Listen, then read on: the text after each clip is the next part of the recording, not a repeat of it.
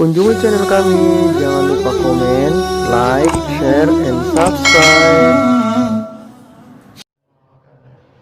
Alhamdulillah, kembali pada subuh hari ini Allah Subhanahu wa taala berkenan memberikan kita nikmat yang luar biasa, nikmat keimanan dan keinginan untuk melaksanakan ketakwaan kepada Allah Subhanahu wa taala yang luar biasa. Banyak orang yang diberikan nikmat hidup, beriman kepada Allah, tapi belum ada keinginan untuk melaksanakan ibadah, belum ada keinginan untuk melangkahkan kakinya ke masjid. Masih berat. Ada sebuah ungkapan, ya, perjalanan yang paling jauh itu kemana? Perjalanan yang paling jauh adalah melangkahkan kaki ke masjid. Ketika diajak, jauh banget, berat. Ada orang sampai ke masjid, jauh banget kayaknya ke masjid. Itu perjalanan yang paling jauh. Tapi perjalanan yang paling ringan kemana? Rekreasi, jalan-jalan, walaupun jauh, atau kemana? Kancor, ringan, mudah. Orang kan berangkat langsung. Maka dari itu kita bersyukur kepada Allah Subhanahu wa taala, Allah masih memudahkan kita untuk melaksanakan ibadah. Selanjutnya, insyaallah pada kajian kita pada subuh hari ini kita lanjut dengan kaifiyat azkar salat tasbih. Azkar, karena kita masuk dalam kitabul azkar fi shalawatil makhsusah, ya, zikir-zikir atau amaliyah-amaliyah tentang salat-salat yang disunnahkan, yang waktunya ya, khusus dari Rasulullah SAW. Nah, sekarang kita bahas masalah salat tasbih. Mungkin kita sudah sering mengamalkan salat tasbih, tapi kita belum tahu riwayatnya seperti apa, ya, hukumnya seperti apa sebenarnya. Karena memang ada sebagian orang yang mengatakan, bahwa sebagian ulama mengatakan bahwa salat tasbih itu tidak sunnah. Ya, salat tasbih itu tidak sunnah. Bahkan ada mengatakan bid'ah. Ya, salat tasbih. Jadi bagaimana salat tasbih? Ya, memang riwayat, ya, hadis-hadis yang sampai dari salat tasbih ini banyaknya dhaif. Kebanyakannya dhaif. Nah, cuma di antara hadis-hadis yang dhaif itu ada yang hasan. Hasan itu di bawahnya sahih. Tapi hadis yang hasan ini masih bisa dijadikan sebagai landasan hukum, ya. Karena hasan itu ya disebabkan karena perawinya atau yang meriwayatkan hadis itu tidak kuat hafalannya, tidak terlalu kuat. Dia hafal, mudah menghafal, tapi terkadang ada salah, tidak kuat. Maka istilahnya qalla dhabtuhu, sedikit dhabitnya, tingkat hafalannya itu tidak terlalu kuat. Oleh karena itu dia riwayatnya hasan. Dia riwayatnya hasan jadinya.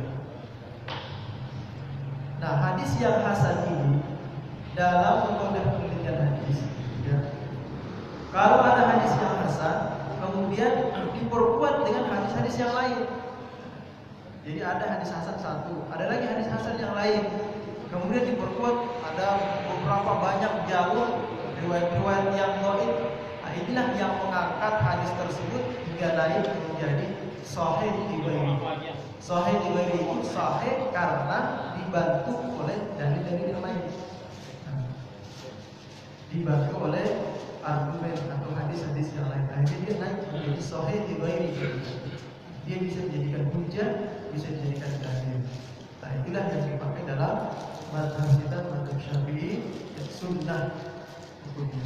Bahkan termasuk kata Imam As-Suyuti mengatakan la yasma'u bi'adhami fadliha wa yatrukuha illa mutahabbun.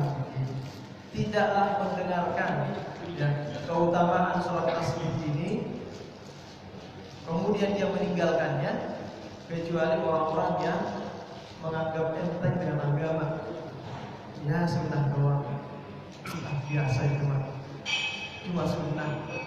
Kalau zaman dulu kan para sahabat ini sunnah langsung dikerjakan. Kalau kita ya sunnah doang. Nah, gitu ada ucapan sering terucap seperti itu, seakan menganggap enteng dengan ibadah, berenteng dengan agama. Nah, ini yang sampai kita terucap seperti itu. Nah, kata Imam As-Suyuti, orang yang suka menyepelekan amaliyah, ibadah sunnah, mengentengkan itu mah sunnah doang apa? Itu mah sunnah doang apa? Ya suka seperti ini seakan-akan dia akan terbawa nanti dalam memperenteng dengan agama. Iya, kalau sunnah mengerjakan, alhamdulillah. Kalau tidak mengerjakan, gak usah ucap sunnah doang, gak usah. Jadi seperti itu ya. Yang sampai kita masuk dalam perkataan yang seperti itu. Nah, jadi dalil sholat tasbih berawal dari Rasulullah SAW pernah menasihati paman beliau namanya Abbas.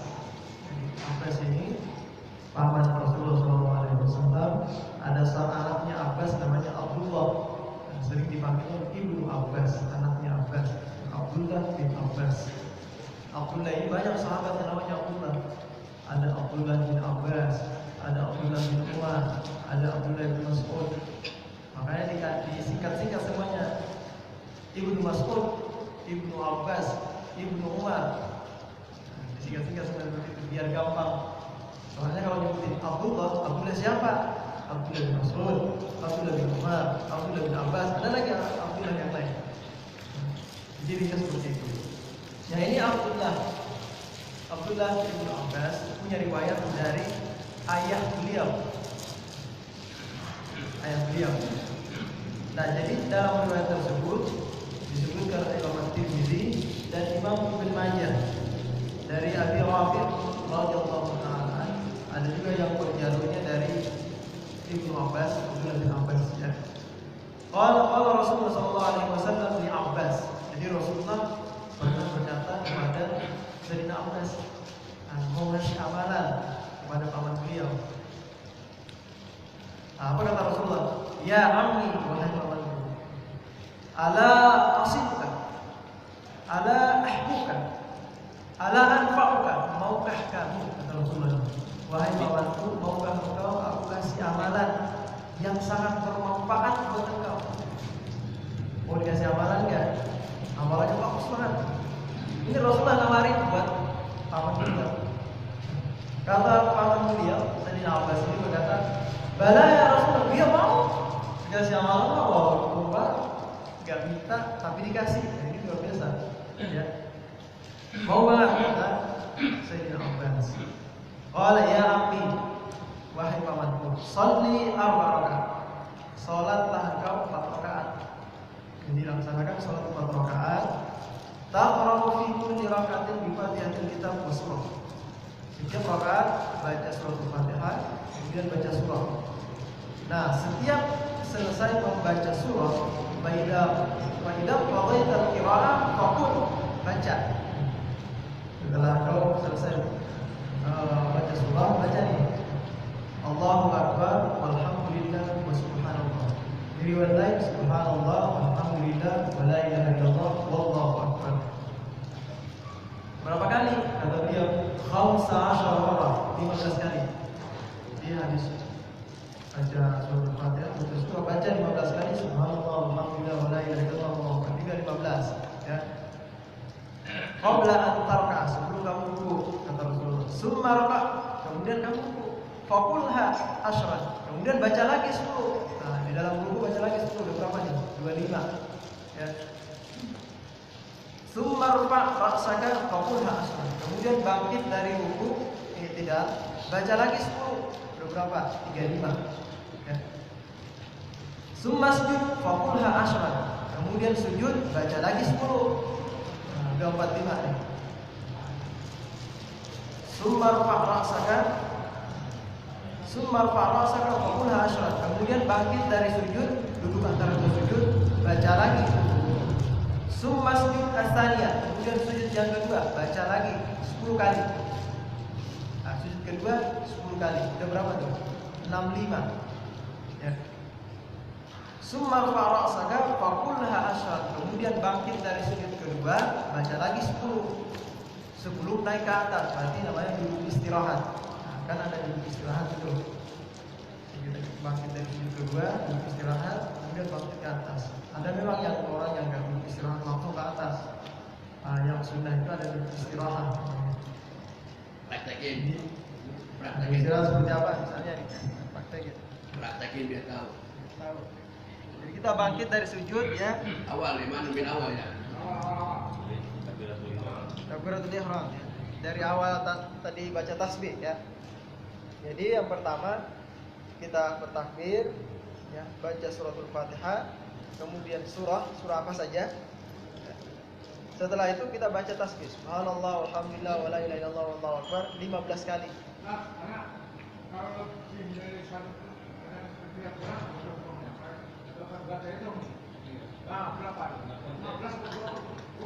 atau 20 ya? Jangan imam nggak turun-turun, baca aja terus ya. Gak apa-apa lebih. Jadi intinya kata Abdullah bin Mubarak ya, jadi intinya itu yang penting tasbihnya 300, tidak kurang dari 300 dalam Al-Quran itu. Tidak kurang dari 300, lebih mah nggak apa-apa. Tapi jangan sampai kurang. Karena itu tujuannya hitungannya 300 ya. Karena itu yang diajarkan Rasulullah. Jadi 300. Nah, jadi seperti saya lanjut ya. Nah, jadi tadi setelah kita baca surah, kita baca subhanallah walhamdulillah wala ilaha illallah 15 kali, ini 15 kali ya. Nah, kemudian kita turun ruku. Allahu Akbar. Baca lagi subhanallah walhamdulillah wala ilaha illallah 15 kali. Bangkit dari ruku. Sami Allahu liman hamidah. Baca lagi subhanallah walhamdulillah wala ilaha illallah 10 kali. Tadi pertama 15, ruku 10, bangkit dari ruku 10, kemudian turun sujud ya, turun sujud, baca lagi 10, bangkit dari sujud, namanya duduk antara dua sujud. Nah, al-julus baina sajdatain. Duduk antara, baca lagi 10, subhanallah walhamdulillah wala ilaha illallah wallahu akbar. Kemudian sujud lagi, sujud kedua. Baca lagi 10. Bangkit dari sujud kedua, sebelum naik ke atas ada namanya duduk istirahat. Duduk istirahat. Nah, ini baca lagi di situ. Sebelum naik ke atas. Allah, misalnya bangkit dari sujud, Allahu Akbar. Subhanallah. Baca 10 kali. Nah, jadi 75. Satu rakaat 75. Ini satu cara, ini satu hadis. Ada 2 riwayat hadis. Ya. Duduk istirahat itu namanya apa? Itiros ya? Iya. Istiros ya? Duduk istirahat itu bisa dengan duduk istiros, bisa juga dengan duduk ik'a. Ik'a itu istiros kan seperti ini. Duduk tahiyat pertama itu istiros. Duduk tahiyat pertama bisa juga dengan ik'a. Ik'a itu seperti ini. Bisa seperti ini. Ya, kakinya seperti ini. Ya. Ada juga yang seperti ini. Ini nggak apa-apa. Boleh-boleh saja. Asal jangan ik'a'ul qalb. Ik'a'ul qalb itu kakinya, tangannya seperti anjing. Jadi kakinya seperti ini, tangannya belakang kayak gini. Jangan kayak gini. Ini makruh. Jadi boleh ya. Jadi seperti tadi boleh duduk keras, boleh ik'a. Nah, itu waktu duduk istirahat. Setelah itu kita bangkit ke atas untuk melanjutkan rakaat. Bangkit setelah baca subhanallah walhamdulillah wala ilaha illallah wallahu akbar 10 kali, bangkit lagi ke atas, Allahu akbar. Langsung baca surah Al-Fatihah. Setelah surah Al-Fatihah baca surah, baca lagi tadi 15 kali. Ini satu cara, ya, satu riwayat hadis seperti itu. Nah, ini riwayatnya Abi Rafi. Ya, ini riwayatnya dari Abi Rafi. Apa kata Rasulullah SAW? Falau kanat dunubuka misla ramalin ajil.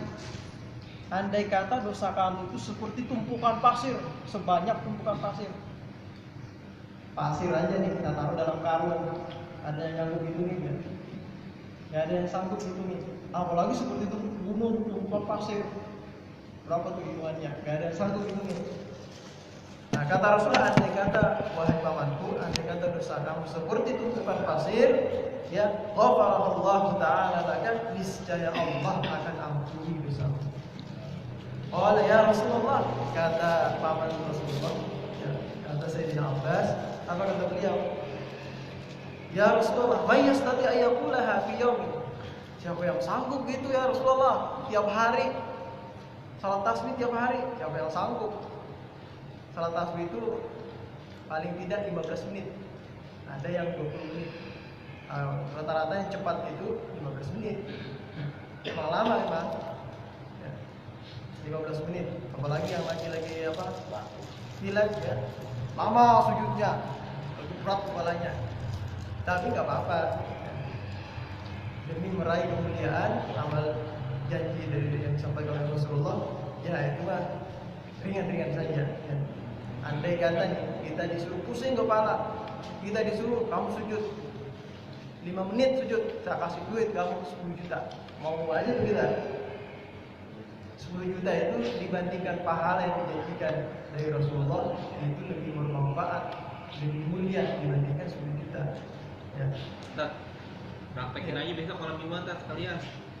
Sering jajan biasanya kata Ustaz Sultan biasanya besok malam insya Allah kita salat tasbih. Sering diajak salat tasbih. Saya kalau anak pabit itu ada salat tasbih biasanya. Ikut aja salat tasbih berjamaah boleh, walaupun mah nggak sunnah berjamaah. Itu memang salat individu masing-masing aja. Kalau dilaksanakan berjamaah boleh saja. Salat aja salat tasbih. Kenapa? Karena kata Rasulullah SAW, ya. Tadi kata Sayyidina Abbas, paman Nabi, siapa yang sanggup tiap hari sholat itu? Terus kata Rasulullah apa? Illam tastati taquluha fi yaumin. Kalau engkau tidak sanggup wahai pamanku, kerjakan saja fi yaumin, dalam sehari itu faqulha fi jum'atin. Kerjakan dalam satu Jumat. Dalam artian sekali seminggu. Hari Jumat dah, malam Jumat sekali seminggu dah. Kalau nggak sanggup sekali sehari, sekali seminggu. Fa'ilam tastati taqulha fi jum'atin faqulha fi syahrin. Kalau nggak sanggup sekali seminggu, sekali sebulan dah.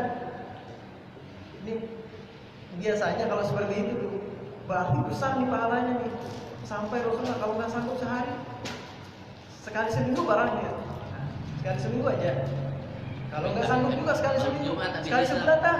Kalau nggak sanggup, Malam Jumat aja bisa langsung. nah boleh tuh malam Jumat. Udah ada di sini. Biasanya adanya 3:30 kan. Habis adzan tuh sholat sunnah di sini bareng-bareng. Habis itu terserah. Habis sholat tasbih terserah mau baca Quran, mau baca istighfar, atau mau sholat lain lagi, terserah. Kamu dikerjakan sendiri-sendiri juga nggak apa-apa. Nah jadi kalau tidak sanggup juga, falam yazal yaqulu hatta qala. Senantiasa Rasulullah itu menawarkan sampai Rasulullah itu berkata, "Kulha fi sana." Bahkan sekali seumur hidup. Kalau tidak sanggup sekali seumur hidup. Kalau tidak sanggup sakit dianjurkannya. Nah, oleh karena itu ada sebagian ulama yang mengatakan paling afdal surah itu surah Al-Ikhlas, Qul huwallahu ahad. Ini kata Imam Al-Hafiz Abdul Hasan Ad-Darqutni. Imam Ad-Darqutni mengatakan seabdal surah itu surah Al-Ikhlas. Kemudian seabdal paling sahih salat itu keutamaannya yaitu salat tasbih. Salat tasbih. Kenapa? Karena sangat dianjurkan oleh Rasulullah. Kalau nggak sanggup kan seumur hidup ya. Ada nggak salat seperti itu? Kalau nggak sanggup sehari sekali, ya sekali seminggu dah. Kalau nggak sanggup sekali seminggu, sekali sebulan dah. Kalau nggak sanggup juga sekali setahun. Kalau nggak sanggup juga sekali seumur hidup dah. Jangan sampai kita meninggal nggak pernah sholat tasbih. Nah gitu maksudnya. Jadi saking utamanya kalau ada seperti itu. Nah ini tadi yang kita praktekkan itu satu cara. Ada cara yang disampaikan oleh Abdullah bin Mubarak. Abdullah bin Mubarak yang diriwayatkan seseorang bertanya kepada beliau, ya, bagaimana cara sholat tasbih itu? Jadi kata beliau melalui jalur Imam At-Tirmidzi juga, ya, dari jalurnya Ahmad bin Abdan. Qala haddatsana Abu Wahab. Kata Imam Abu Wahab, qala sa'altu Abdullah bin Mubarak an salati allati yusalli. Jadi saya bertanya kepada Abdullah bin Mubarak tentang sholat tasbih, sholat yang kita bertasbih di dalamnya. Bagaimana itu wahai Abdullah bin Mubarak? kata beliau, yukabbiru, seseorang itu bertakbir dulu, takbiratul ihram, summa yaqulu subhanakallahumma wa bihamdika tabarakasmuk wa ta'ala jadduk wa la ilaha ghairuk. Ini doa iftitah ya. Kan doa iftitah itu banyak riwayatnya, ada yang seperti ini, ada yang Allahumma kabira walhamdulillah katsira, ada yang wajjahtu wajhiya lillazi fatara al-samawati, ada yang digabung keduanya, ada yang digabung tiga-tiganya. Ya enggak apa-apa juga. Ya. Kalau imamnya agak lama, baca aja. Nah, ini maksud beliau, setelah takbir baca dulu doa iftitah. Setelah baca doa iftitah, kemudian sumayaqulu 15 marrah, 15 kali subhanallah, subhanallah, walhamdulillah, wa la ilaha illallah, wallahu akbar. Di riwayat lain ada yang mengatakan subhanallah di dalam kitab Nihayatul Zaid. Beliau mengatakan subhanallah, walhamdulillah, wa la ilaha illallah, wallahu akbar, wa la haula wa la quwwata illa billahil aliyyil azim. Panjang. Enggak apa-apa. Jadi kata para ulama, sesuatu yang banyak tambahan hurufnya itu banyak juga pahalanya. Jadi mudah-mudahan ya baca aja. Kalau nggak ada kemana-mana, nggak ada lamain aja subhanallah walhamdulillah wa la ilaha illallah wa la haula wa la quwwata illa billahil aliyyil azim. Subhanallah walhamdulillah wa la ilaha illallah wa la haula wa la quwwata illa billahil aliyyil azim. Tambahin itu yang penting yang panjang ya. Ada yang lebih pendek nggak Ustaz daripada itu? Maksudnya Yang lebih pendek dari ini, kalau mengikuti riwayat dari Abi Rafi tadi, ya cukup mengatakan Allahu Akbar, walhamdulillah, subhanallah. Tapi sebagai ulama mengatakan ini maksud beliau ini tasbih yang digabung dalam riwayat lain, subhanallah, walhamdulillah, wa la ilaha illallah, wallahu akbar, seperti itu. kalau nggak dapat yang 15, cuma dapat 10 dia udah jadi apa kita terusin apa sendiri terusin apa langsung ikut imam aja kalau berjamaah? Iya. Jadi seperti ini. Kalau ada tuntutan seperti ini, ya, imamnya udah bangkit, kita belum selesai nih. Iya. Selesaiin aja. Selama kita tidak ketinggalan dua rukun yang panjang. Kalau masih imam bangkit ya nggak apa-apa, dalam mazhab Syafi'i baca aja. Imam bangkit, kemudian ditidakkan imam baca lagi, kemudian sujud, baru kita selesai baru naik. Ya nggak apa-apa, nyusul aja. Jadi dalam mazhab Syafi'i yang penting tidak ketinggalan dua rukun yang panjang. Kalau ketinggalan dua rukun panjang, berarti kita nanti nambahin satu. Jadi itu yang ini. Nah seperti itu ya. Nah jadi ini dari Abdullah bin Mubarak, beliau mengatakan setelah membaca doa kita baca 15 kali subhanallah walhamdulillah wa la ilaha illallah. Jadi sebelum baca surah Al-Fatihah. Nah ini sebelum baca surah Al-Fatihah baca di tasbih 15 kali. Nah nanti setelah baca surah Al-Fatihah, ini hadisnya panjang, saya langsung singkat aja ya. Setelah baca surah Al-Fatihah, baca surah, langsung baca lagi sebelum rukuk 10 kali. Subhanallah walhamdulillah wa la ilaha illallah wallahu akbar. Baca 10. Kemudian rukuk. Juga dalam rukuknya baca lagi 10. Kemudian i'tidalnya baca lagi 10. Udah berapa itu? 35. 45.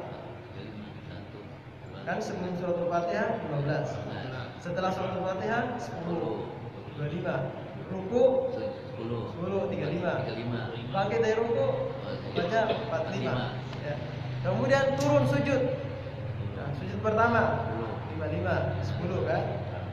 Bangkit dari sujud pertama, duduk antara dua sujud 10 lagi, 65. Sujud lagi yang kedua. Berapa tuh?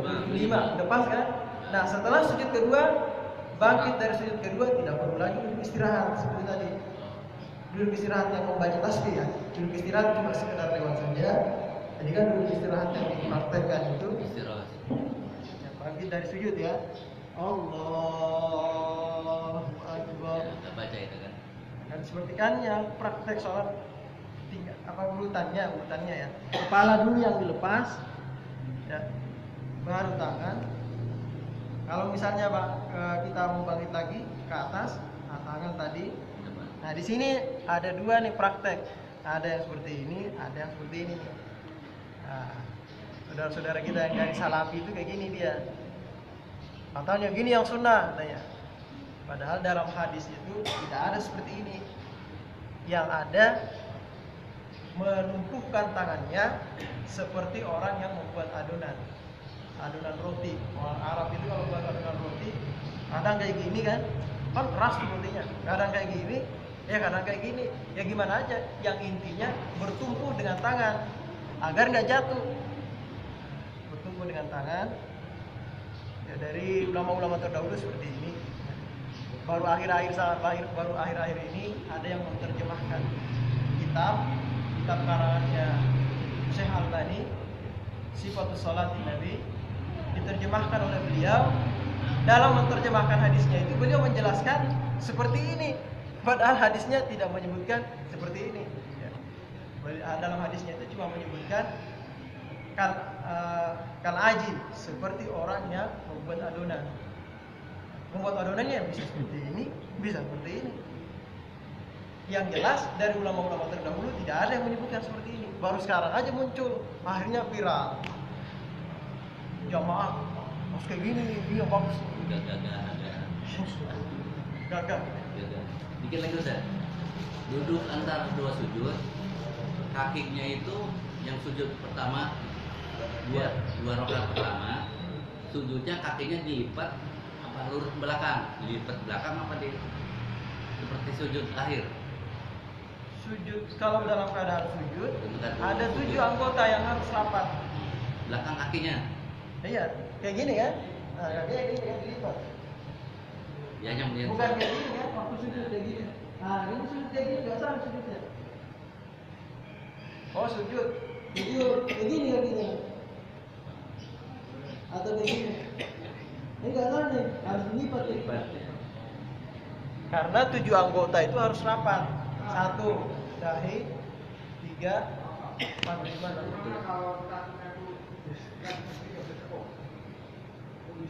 Minimal Nah, jempol itu. aja jempol.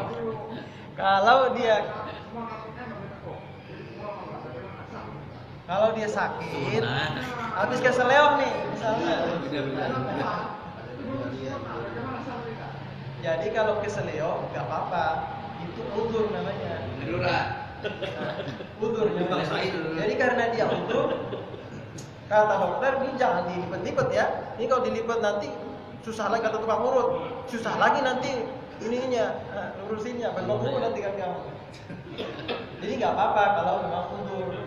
Kalau bisa terus nggak dilipat jari kakinya, nggak sah sujudnya. Ya.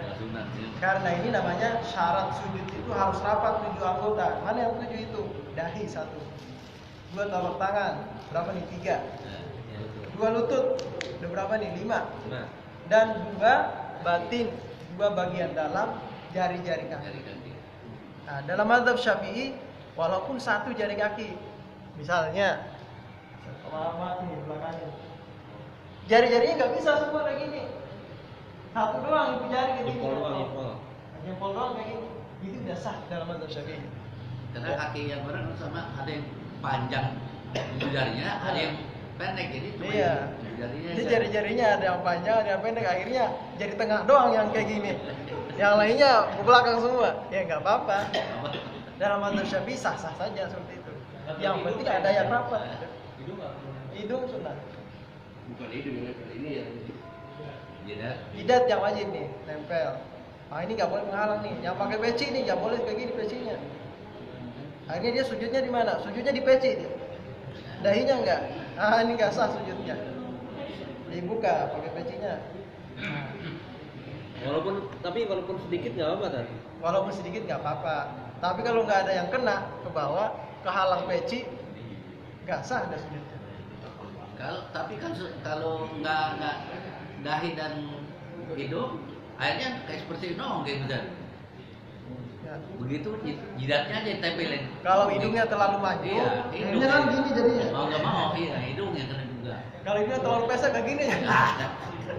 Ya juga, maka itu sunnah. Hidungnya itu masuk. Nah, ya, yang wajib itu dahinya. Hidungnya panjang. Kalau bisa dihitungan panjang hidung. mana? Ya. Tidak bisa dihitungan hidung, nggak apa-apa.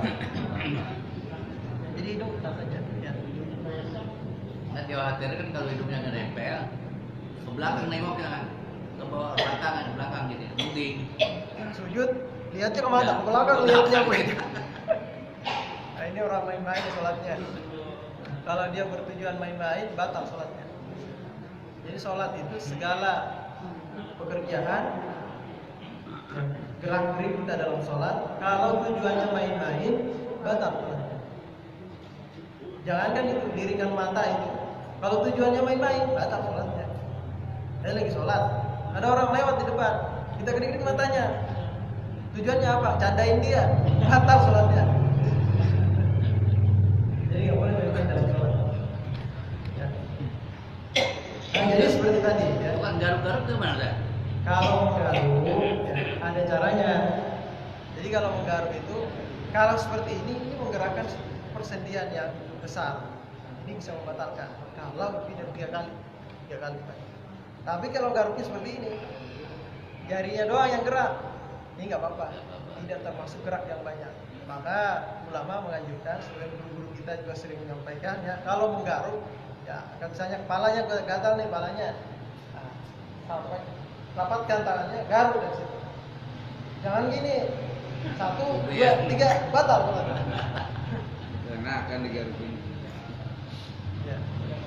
Yang paling sering juga ini, ya paling sering, tumaknina, paling sering kita lupa. Bangkit dari ruku, biasanya tuh ada orang kita lihat, bangkit dari ruku, Sami Allahu liman hamidah. Ayun-ayunan. Iya, tangannya ayun-ayun nih. Langsung turun, belum ada tumakninanya. Batal nanti sholatnya. Karena tidak ada tumaknina. Harus diam semua anggota. Tumaknina itu sukun a'dha. Jadi semua anggota ini sudah diam, tegak. Kadar berapa? Subhanallah. Baru itu namanya tumaknina. Tapi kalau masih gerak aja sampai turun, belum ada tumakninanya. Ada yang begitu. Belum sah berarti, terus diulang lagi. Nah ini jangan sampai lupa. Beda kalau memang tangannya gerak-gerak karena penyakit apa itu. Tapi kalau tidak ada penyakit, tidak ada wudu, dia bisa berdiam, terus dia telah bergerak, ini nggak sah. Ya, harus diperhatikan. Ada juga orang dia nggak gerak-gerak, cuma bangkit, Sami Allahu liman hamidah, Rabbana lakal hamd. Garuk dia, garuk nggak diam nih, turun ke bawah. Nah, ini juga nggak ada tumaninanya. Batal. Ya.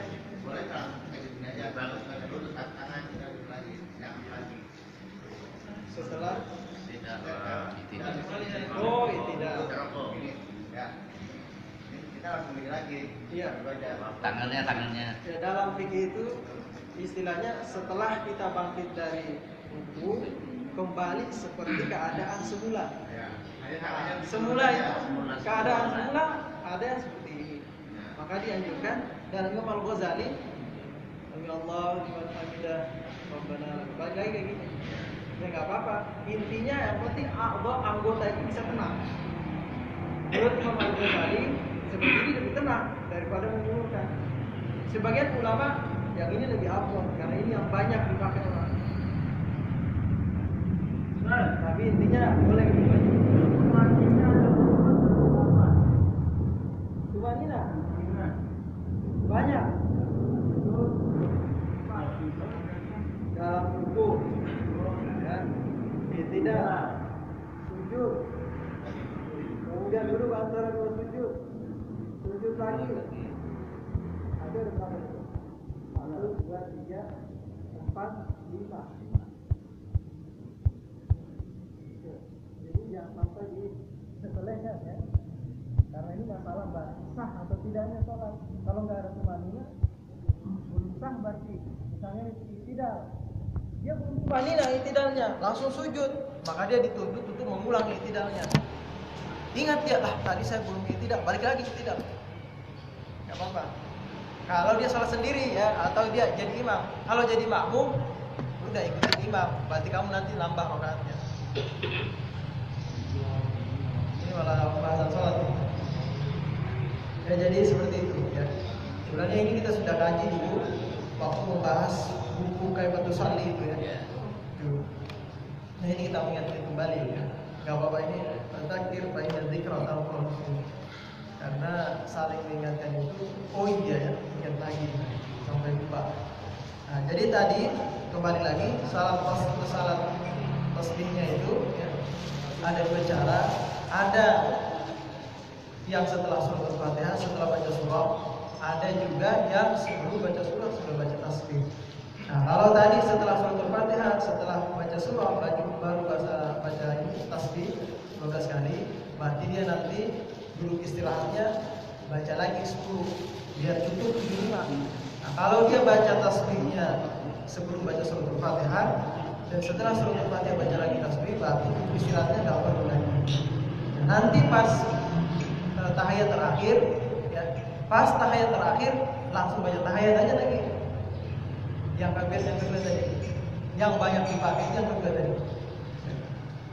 Ada dikit lagi Ustaz. Iya.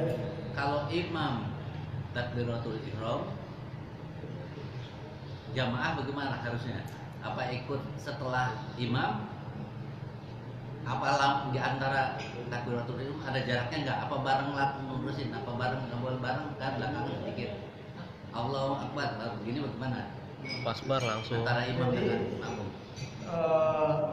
Mengikuti imam itu setelah selesai imam Allahu Akbar baru kita sama semua gerak dalam sholat takbir intiqal Allahu Akbar baru kita gerak, jangan Allah duluan di depan. Ya terutama yang sujud ya, dari atas sujud imamnya si Allahu Akbar, imam makmum udah turun bawah. Nah itu jangan sampai seperti itu. Jadi aturannya berwaktu itu kalau imam sudah sampai, sudah selesai ucapnya, Debar kita baru. gerak. Allahu Akbar, Allahu. sami Allahu liman hamidah, baru kita naik. Jangan sambil dulu di atas. Nah ini kalau imam jadi bisa waktu bisa sampai membatalkan sholatnya. Nah, iya. Kalau jamaah kan ada amin ya. Iya. Aminnya ada yang bilang amin, ada yang amin, ada yang amin, itu yang mana yang Benar ya benar. Ya, dalam Al-Qur'an Nawawi sudah kita bahas juga ya. Jadi boleh dibaca yang pertama yang masyhur. Boleh amin, amin. Boleh seperti itu. Boleh juga amin. Ada tasdidnya. Boleh juga amin. Ada biasa saja. Yang penting tidak ada yang keluar dari itu. Kalian amin. Bagus. Pelit amat itu. Jadi boleh seperti itu. Yang masyhur dalam mazhab Syafi'i seperti tadi. Amin. Jadi istighfar. Ya, kita cukupkan sampai sini aja ya. Jadi seperti tadi sholat tasbih bisa dimengerti ya, sholatnya dua kaifiat dan doanya terserah. Setelah sholat tasbih ada ulama yang membuatkan doanya boleh dibaca dan ini bukan wari dari Nabi. Terserah mau doa apa ya terserah. Ya, yang penting intinya sholat tasbihnya itu. Jangan sampai kita nggak pernah sholat tasbih dalam seumur hidup. Untuk kalau ada satu dua atau banyak ya. Bisa sampai sini aja ya. Sebenarnya toleransi sholat tasbih itu kalau kita lakukan itu menambah konsentrasi kita, maksudnya ngelatih konsentrasi itu. Biasanya kita kan konsentrasi kadang suka ini tuh kalau sholat tasbih biasanya jadi konsentrasi ke di ini itu, karena sering baca sholat ini kan tasbihnya itu. Nah, sebagian orang mengatakan lebih menambah konsentrasi khusyuk karena dia tidak putus tasbihnya. Tasbih itu Iya. karena itu sebenarnya setiap sholat itu jangan ada diam kita. Walaupun sambil mendengarkan imam misalnya, dia dalam hati itu berzikir.